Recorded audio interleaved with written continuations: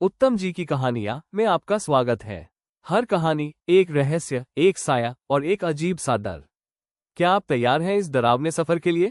तो चैनल को लाइक करें, सब्सक्राइब करें और बेल आइकॉन दबाएं, क्योंकि अगली डरावनी कहानी आपका इंतजार कर रही है। हवेली का भूत, दिल दहला देने वाली कहानी। रूहानी ताकतें हमारे आसपास हमेशा मंडराती रहती है। उनकी एक अलग ही दुनिया होती है, जो वास्तविकता में तो दिखाई नहीं देती, लेकिन कुछ घटनाओं से महसूस जरूर होने लगती है। ऐसी ही एक हवेली के भूत की है। दरअसल एक पुरानी हवेली है, जिसमें कई साल पहले राजा महाराजा रहा करते थे, लेकिन अब वह वीरान पड़ी है, क्योंकि उन राजाओं के वारिस देश से बाहर जा चुके हैं। हवेली की हालत जर्जर हो चुकी है। अब उसे मरम्मत की जरूरत है। इसके लिए शासन के नोटिस के अनुसार संपत्ति के मालिक को सूचित किया जाता है। कुछ दिनों में पूर्व राजाओं के वारिस में से एक लड़की हवेली में अपने बच्चे के साथ दाखिल होती है, जो कि उस जमाने के राजा के नाती की लड़की थी। उसका नाम उर्मिला था। उसके पति की कार एक्सीडेंट में मौत हो चुकी थी। अब वो विधवा हो चुकी है, लेकिन उसके पास उसका एक बेटा है जो 8 वर्ष का है, और वह भी अपनी माँ के साथ हवेली आया है। हवेली बहुत विशाल थी, इसलिए उसकी साफ सफाई के लिए कई मजदूर बुलाया गए, जिन्हें चप्पे चप्पे की सफाई करने का ठेका दिया गया। किसी को नहीं पता कि हवेली के कोने कोने में कितने खूनी रहस्य छुपे हुए हैं। उर्मिला के आने के बाद हवेली की हवा रूहानी होने लगती है। ऐसा लग रहा था मानो कोई वर्षों से इंतजार कर रहा था इस हवेली के वारिस का। एक रात उर्मिला अपने कमरे में अपने बच्चे के साथ सो रही होती है। अचानक उसके खिड़की से एक पक्षी टकराकर मर जाता है। ये घटना अपने आप में असामान्य थी। पक्षी टकराते ही उर्मिला की नींद खुल जाती है, और जब वह लाइट जलाकर देखती है तो डर से चीखने लगती है, क्योंकि उस कमरे की खिड़की से एक पक्षी फंसा हुआ था और उसके शरीर से खून की बूंदें फर्श पर गिर रही थी। नजारा इतना भयावह था कि वह अपने बच्चे को उठाना नहीं चाहती थी, लेकिन उर्मिला हिम्मत करके उस पक्षी को खिड़की से बाहर फेंक देती है। लेकिन इसके बाद उसे रात भर नींद नहीं आती और वह सुबह तक जागती रहती है। दरअसल वह जानना चाहती है कि ये किसी की शरारत तो नहीं। सुबह होते ही वो अपने यहाँ काम कर रहे मजदूरों से जाकर कहती है कि रात को मेरे कमरे की खिड़की पर कोई पक्षी आकर टकराया था और तुरंत मर गया। क्या तुम लोगों में से किसी ने यह हरकत की है? क्योंकि पक्षी खुद ब खुद तो खिड़की से नहीं टकरा सकता। मजदूर कहते हैं, नहीं, हमने तो खिड़की से नीचे किसी पक्षी को मरा हुआ नहीं देखा। हम तो अभी वहां से चले आ रहे हैं, और जब सभी जाकर देखते हैं तो वहां वो पक्षी नहीं होता। उर्मिला घबराने लगती है कि यह क्या? यहाँ तो पक्षी होना चाहिए, या कम से कम खून की कुछ बूंदें दिखनी चाहिए, लेकिन यहाँ पर पक्षी का एक पंख तक नहीं पड़ा हुआ। उर्मिला सभी मजदूरों को कहती है कि हवेली में बहुत सी कीमती चीजें और मूर्तियां हैं, संभाल के साफ सफाई करना। मजदूर अपने अपने काम में लग जाते हैं। उर्मिला अपने बच्चे के साथ कमरे में टीवी देख रही होती है कि अचानक हवेली की छत से एक मजदूर नीचे गिरता है। उर्मिला को अचानक लोगों की आवाज सुनाई देती है। वह भागकर खिड़की से नीचे देखती है तो एक मजदूर की लाश पड़ी होती है। उर्मिला कमरे से नीचे आती है और इसके गिरने का कारण पूछती है। लोगों के जवाब अलग अलग होते हैं। कोई कह रहा होता है कि इसने खुद आत्महत्या की है, और कोई कह रहा था कि ये गलती से गिर गया है। सभी के दावे अलग थे, लेकिन उर्मिला को कुछ अनकही बातें सुनाई दे रही थी। उर्मिला के कान में अचानक एक आहट के साथ आवाज आती है, अपने बच्चे को बचा सकती है तो बचा ले। उर्मिला यह वाक्य सुनते ही अपने कमरे की तरफ भागने लगती है, क्योंकि कमरे में उसका बच्चा अकेला टीवी देख रहा होता है। जैसे ही उर्मिला कमरे में पहुंचती है तो उसका बेटा खिड़की से कूदने वाला ही होता है कि उर्मिला उसका पैर पकड़ लेती है और वो खिड़की से लटक जाता है। उर्मिला पूरी ताकत से उसे ऊपर खींचती है, लेकिन बच्चा फिर भी कूदने की जिद कर रहा होता है।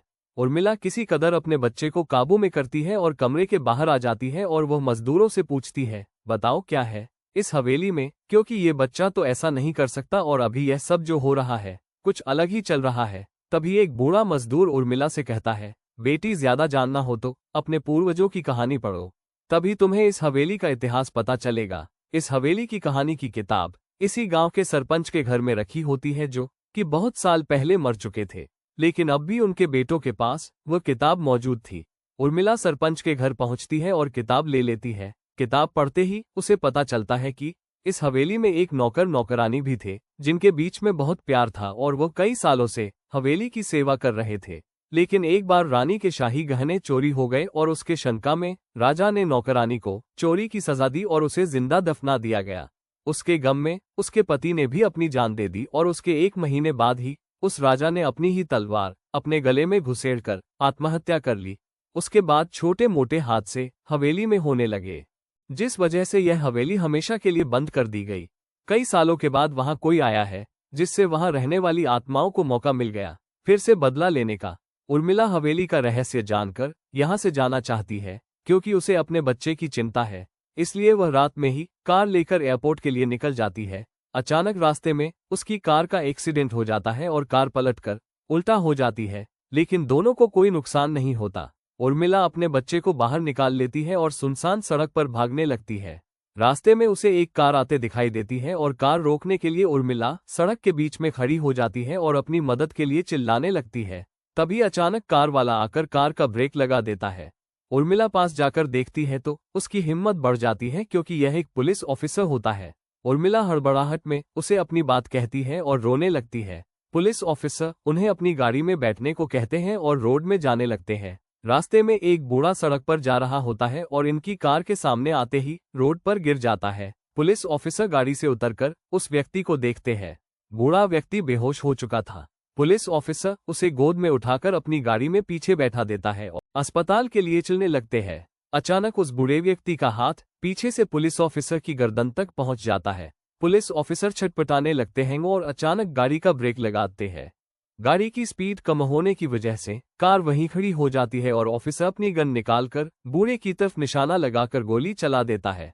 बूढ़े की सर में गोली लगने से भी उसकी जान नहीं जाती है। महिला और पुलिस ऑफिसर दोनों समझ चुके थे कि ये कोई भूत है। भूत को देखते ही उर्मिला अपने बच्चों को लेकर बाहर निकल जाती है और इसी बीच पुलिस ऑफिसर भूत की पकड़ से अपने आप को छुड़ाने में नाकामयाब हो जाते हैं। पुलिस ऑफिसर के बाहर निकलते ही तीनों बाहर रोड से भागने लगते हैं और कुछ देर भागते हुए उन्हें सड़क के किनारे जगमगाती लाइट्स दिख रही होती है। पुलिस ऑफिसर उर्मिला से कहते हैं कि मैडम ये एयरपोर्ट है, जल्दी चलिए। उर्मिला अपने बच्चों को लेकर एयरपोर्ट के अंदर पहुंच जाती है। एयरपोर्ट पहुंचते ही उर्मिला की जान में जाना जाती है, क्योंकि पुलिस ऑफिसर की बहादुरी की वजह से उसके बच्चे की जान बच गई थी। लेकिन हवेली में भूतिया ताकतों का आधिपत्य अभी तक बना है और इसी के साथ खूंखार भूतिया कहानी खत्म हो जाती। कहानी तो यहीं खत्म हो गई, लेकिन क्या डर भी खत्म हुआ? शायद नहीं, क्योंकि उत्तम जी की कहानियां में हर अंत सिर्फ एक रुकावट है। असली डर की शुरुआत तो अभी बाकी है। जो साया आज सिर्फ आपकी स्क्रीन पर था, क्या वो अब भी यहीं कहीं है? क्या वो परछाई बस कहानी में थी, या अब आपके आसपास महसूस हो रही है? अगर आज की कहानी ने आपके रोंगटे खड़े कर दिए, तो जरा सोचिए अगली कहानी में क्या होगा। एक और रहस्य, एक और अनदेखा डर, और शायद कोई ऐसा सच जिससे आप अब तक अनजान थे। हम लाते रहेंगे ऐसे ही डरावने, सच्चे और रहस्य से भरे किस्से, बस आपके साथ की जरूरत है। तो अगर आप तैयार हैं इस अंधेरे सफर में हमारे साथ चलने के लिए, तो चैनल को लाइक करें, सब्सक्राइब करें और बेल आइकॉन दबाना बिल्कुल न भूलें, ताकि अगली बार जब अंधेरा गहराए तो उत्तम जी की कहानियां आपके दरवाजे पर दस्तक दे। क्योंकि डर अब आपका पीछा नहीं छोड़ेगा।